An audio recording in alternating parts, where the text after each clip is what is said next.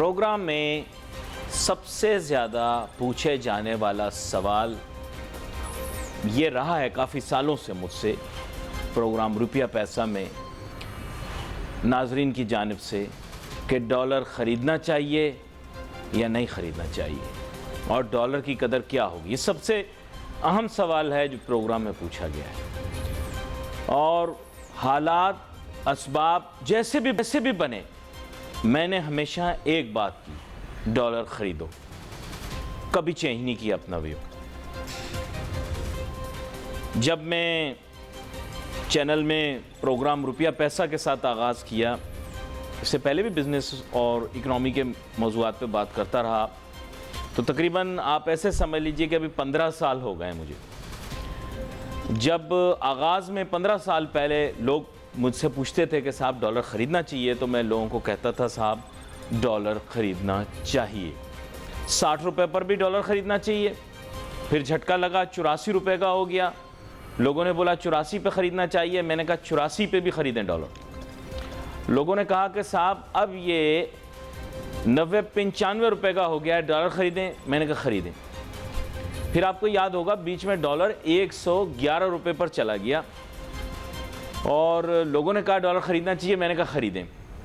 फिर इसहाक डार साहब की काविशों और मेहनत की वजह से आपको याद होगा एक ज़माने में शेख रशीद साहब ने कहा था 98 से नीचे आ जाए या 97 से नीचे आ जाए तो मैं सियासत छोड़ दूंगा। लेकिन इसहाक डार साहब की मेहनत और काविश की वजह से ये 98 से नीचे आ गया डॉलर। लोगों ने मुझे कहा अब भी ख़रीदें, ये तो और मज़ीद गिर जाएगा। मैंने कहा अब भी ख़रीदें। फिर जब हुकूमत गई एकदम झटके में, ये मिफ्ता इस्माइल साहब जो हैं ये वज़ीर बने, उनके बनने से पहले जो इंटरिम गवर्नमेंट आई उसमें ये बढ़ा 125 तक मेरे ख्याल से गया था। ख़ास प्रोग्राम करवाया, ख़ास प्रोग्राम के अंदर मैंने कहा खरीद। फिर और मज़ीद इसने झटका खाया, मेरे ख्याल 140 से भी ऊपर चला गया। फिर भी स्पेशल ट्रांसमिशन की, लोगों ने कहा डॉलर ख़रीदें। मैंने कहा ख़रीदो, 140 पे भी खरीदो। फिर डॉलर ने झटका खाया 160, 161, 162 पे चला गया। लोगों ने कहा डॉलर ख़रीदें। मैंने कहा ख़रीदें। लोग कह रहे हैं गिरेगा। मैंने कहा गिरेगा भी ख़रीदें। 151 पे आया, नीचे आया डाउन साइड पे। लोगों ने कहा यार अली भाई आपकी बातें सुन के हमने ख़रीद लिया, हमें नुकसान हो गया। मैंने कहा 151 पे भी ख़रीदो।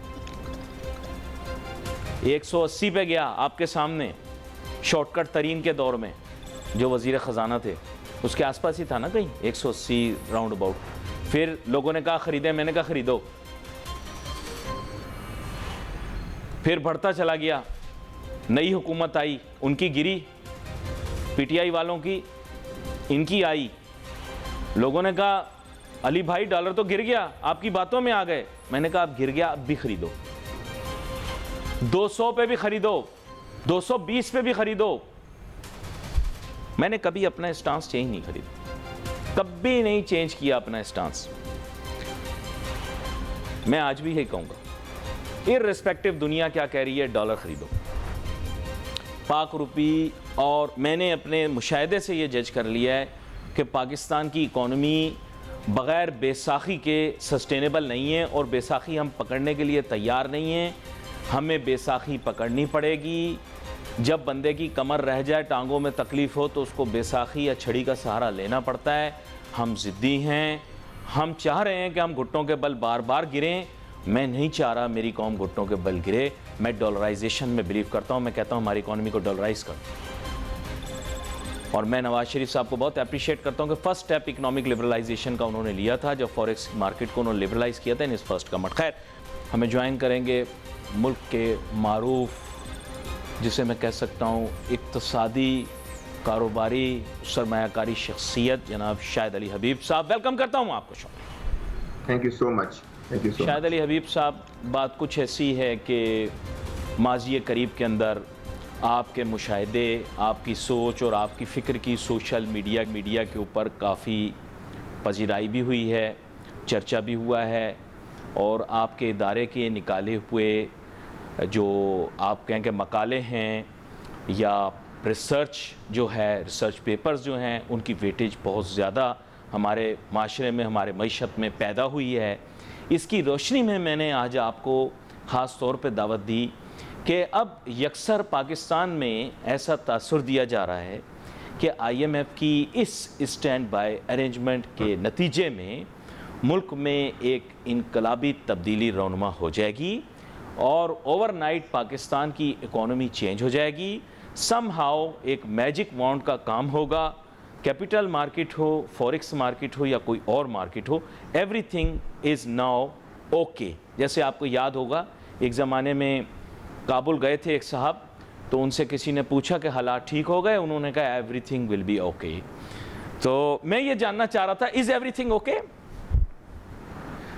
अस्सलाम वालेकुम अली भाई, कैसे हैं? ठीक ठाक? देखें अली भाई, आपने बड़ा अच्छा इंट्रोडक्शन किया और डॉलर के ऊपर भी आपने बड़ी बात बताई कि किस तरीके से आपकी इतनी ज़बरदस्त रिकमेंडेशंस रही सबके साथ, और उसकी वजह ज़ाहिर यही है कि हमने अपनी तरक्की उस तरीके से नहीं करी जिस तरीके से दुनिया ने तरक्की करी।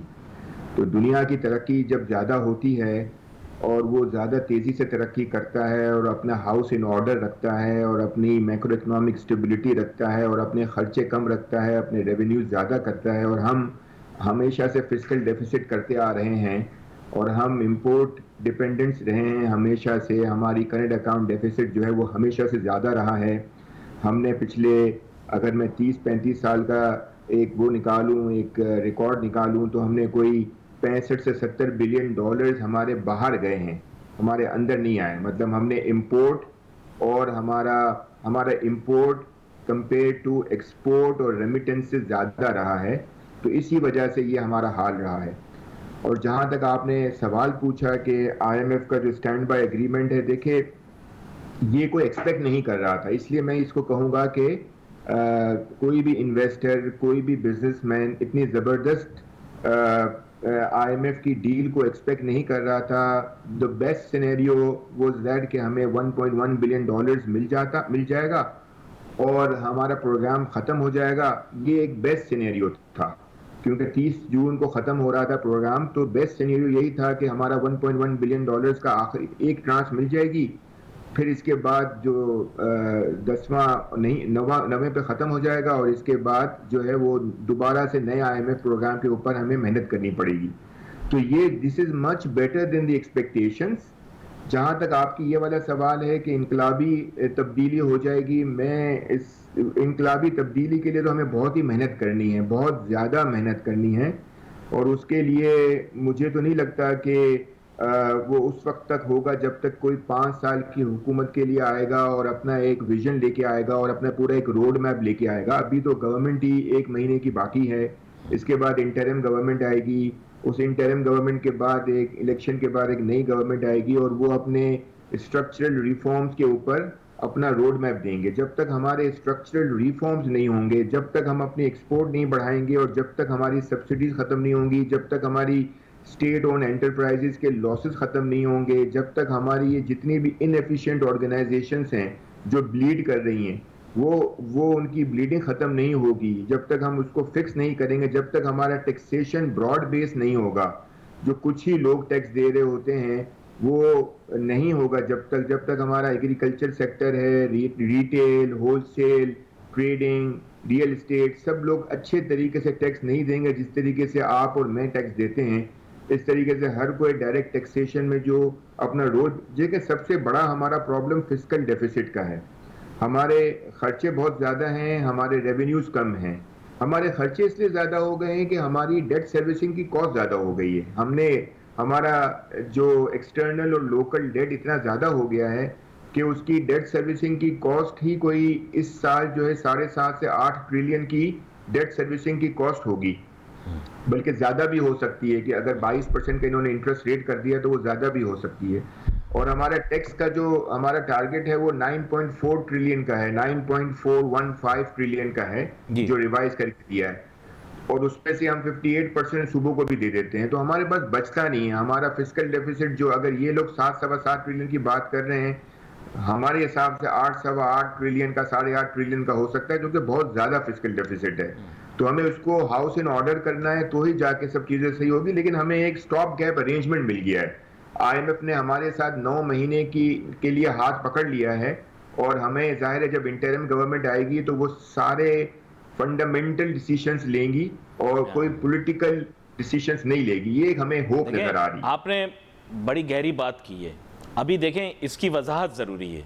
आपको याद होगा मिफ्ता इस्माइल साहब जो हुकूमत इख्तिताम होने वाली थी नून लीग की, उस टाइम पे ही got a short stint as a finance minister.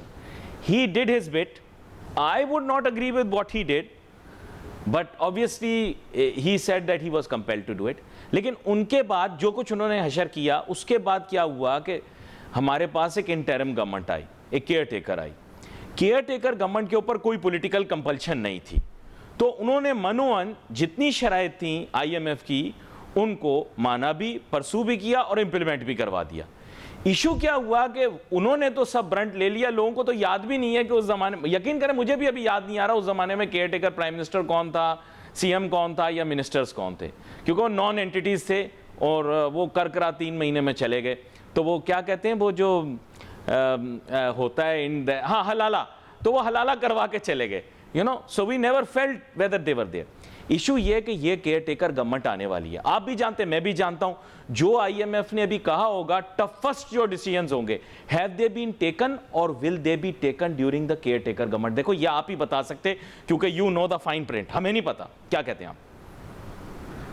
देखें, थोड़े से डिसीजंस तो इनको लेने पड़ेंगे बिफोर दी एग्जीक्यूटिव बोर्ड का जो 12 को मीटिंग होगी, इससे पहले पावर के टैरिफ इनको बढ़ाने पड़ेंगे थोड़े से, ये गैस के टैरिफ, ये पावर के टैरिफ। लेकिन ये बिल्कुल चाहेंगे कि ये जितने टफ डिसीजंस लेने हैं उसका ये 10 से 15% करें और बाकी जो अप्रूवल के लिए कर लें और बाकी जो है वो इंटरिम गवर्नमेंट पे छोड़ दें।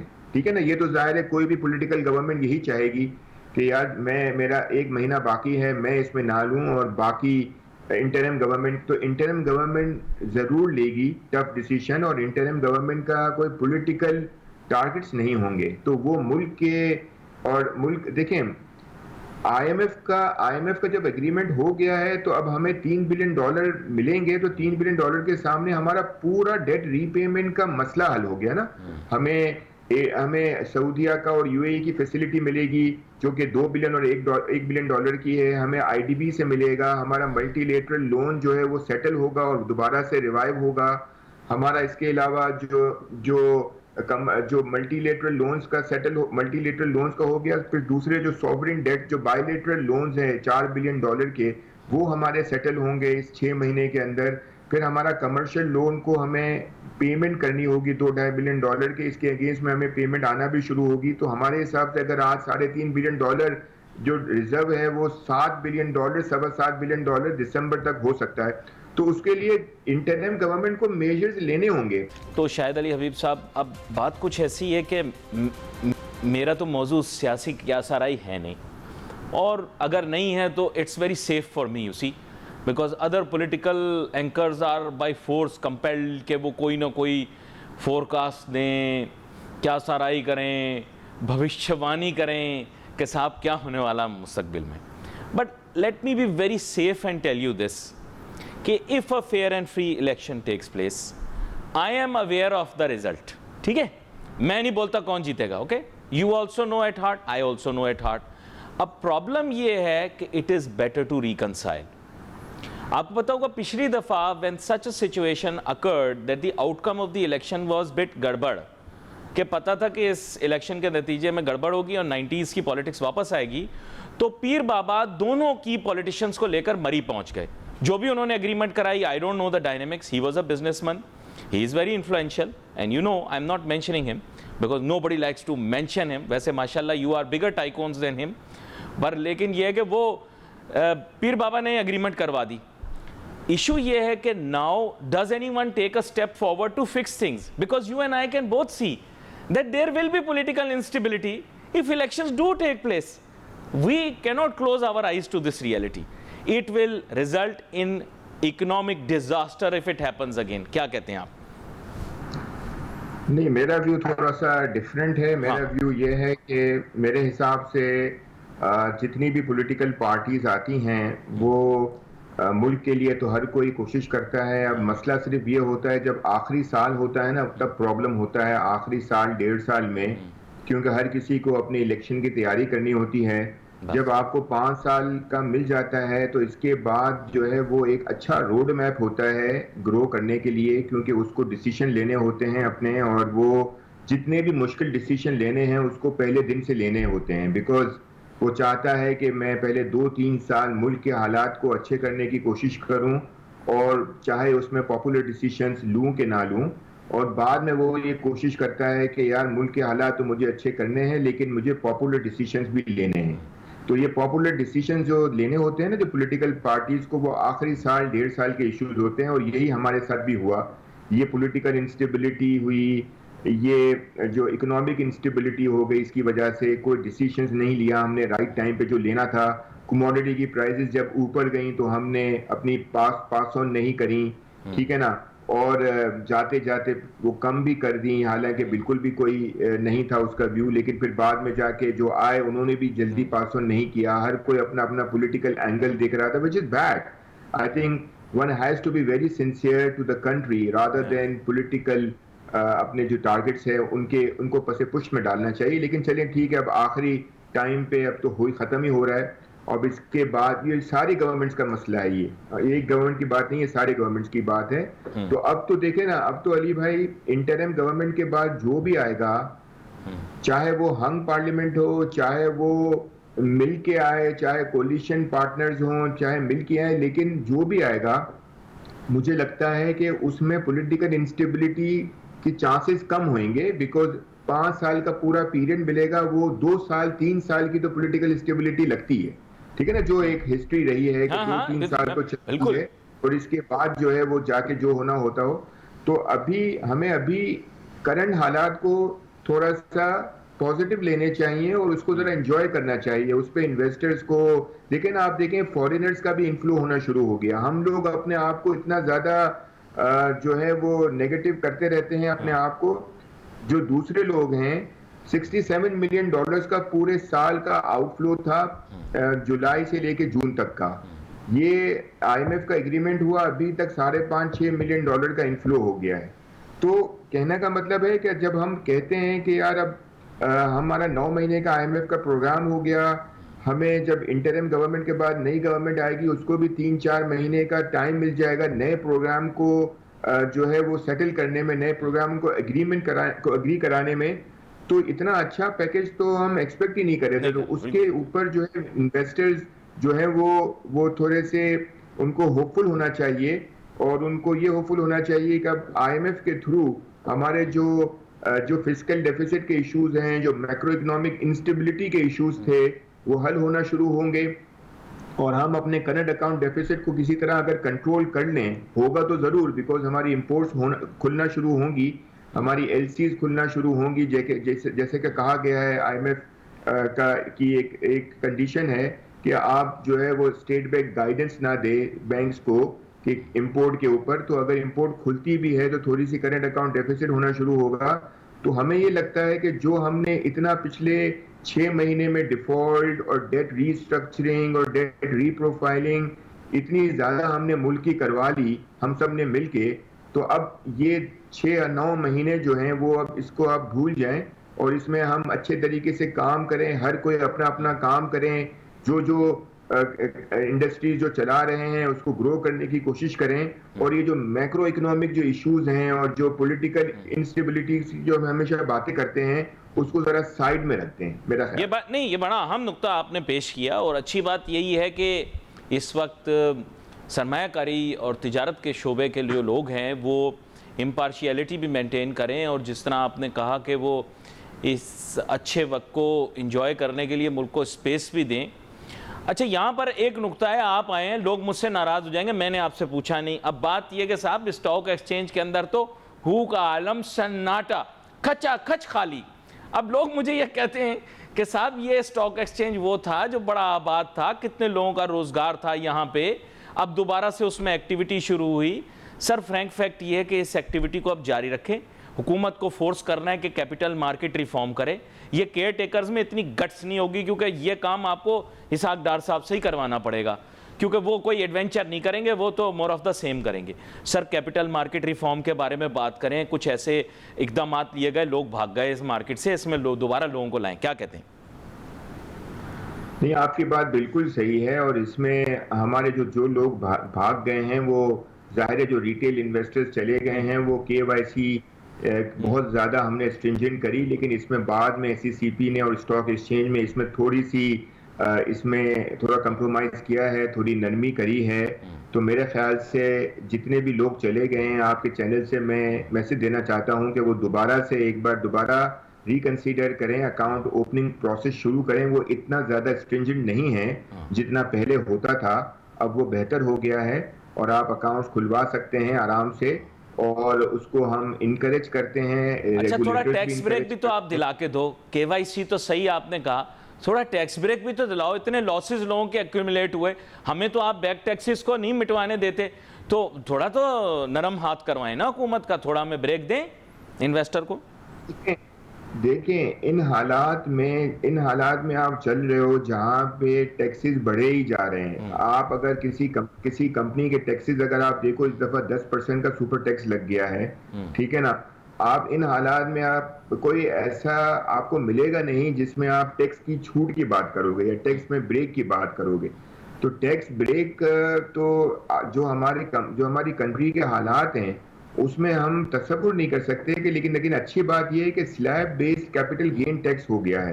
पहले ये होता था कि एक पूरा ही 15% का कैपिटल गेन टैक्स था, अब जो है वो स्लैब बेस्ड हो गया है कि अगर आपने 2 साल का है, 3 साल का है, 4 साल का है, 6 साल के बाद वो 0% चलें ये ना दें, एमनेस्टी दे दें, एमनेस्टी दे दें, हम पैसे मतलब लोग ले आएंगे। देखिए, एमनेस्टी नहीं हो सकती बिकॉज अगर आप आईएमएफ के प्रोग्राम में होते हैं, वो $1,00,000 की एमनेस्टी उन्होंने मना कर दी, वो उन्होंने वापस कर दिया। इसाक डार साहब ने जो $1,00,000 का कहा था, वो भी जब बजट अप्रूव होने लगा तो उसमें उन्होंने वो डिसीजन वापस ले लिया। तो जो चीज हो नहीं सकती ना, उस चीज में हमें इतनी ज्यादा नहीं, बिल्कुल आप सही बात करें, बिल्कुल सही कह रहे हैं आप। अली भाई, मैं आपको एक बात बताऊं, हम वैसे ही अगर मार्केट को कंपेयर करें तो जो मार्केट के मल्टीपल है वो 2 से 2.5 के मल्टीपल चल रहे हैं। मतलब ब्लू चिप कंपनीज के जो मल्टीपल्स हैं वो इस वक्त प्राइस एंडिंग मल्टीपल जो है वो 2.5, 3 टाइम्स, 2 टाइम्स इस तरह चल रहे हैं। तो मेरे ख्याल से इन्वेस्टर अगर थोड़ा लॉन्गर टर्म पे, थोड़ा 2 साल 3 साल के लिए अगर इन्वेस्टमेंट करता है तो उसको डेफिनेटली मच हायर रिटर्न मिल सकता है अगर वो फिक्स इनकम में अगर वो अपने पैसे को डालता है। तो मेरे ख्याल से थोड़ा सा लोगों को कंपनीज के ऊपर जरा ट्रस्ट करना पड़ेगा और वो हमारी जो ब्लू चिप कंपनीज है, जो मेजर कंपनीज है, वो बहुत ही अच्छा रिटर्न, बहुत ही अच्छी यील्ड इस वक्त दे रही हैं। यह बड़ा अहम नुक्ता आपकी तरफ से आ गया। अब आगे आने वाले दिनों के अंदर आपको दोबारा से मैं शो पर मदऊ करूंगा। उसकी वजह यह है कि बहुत सारे ऐसे मौज़ूआत हैं जो रह गए, बिलखुसूस सनत, रियल एस्टेट और तिजारत के शोबे में, और मैं आपसे गुजारिश करूंगा कि आप हमें वक्त दें। आज हमारे पास प्रोग्राम में वक्त कम था, आपका बहुत शुक्रिया, आप शो में हमारे साथ शामिल हुए। We best on Facebook. Ali Nasir, हमारी टीम को इजाज़त दीजिए। अल्लाह हाफिज़।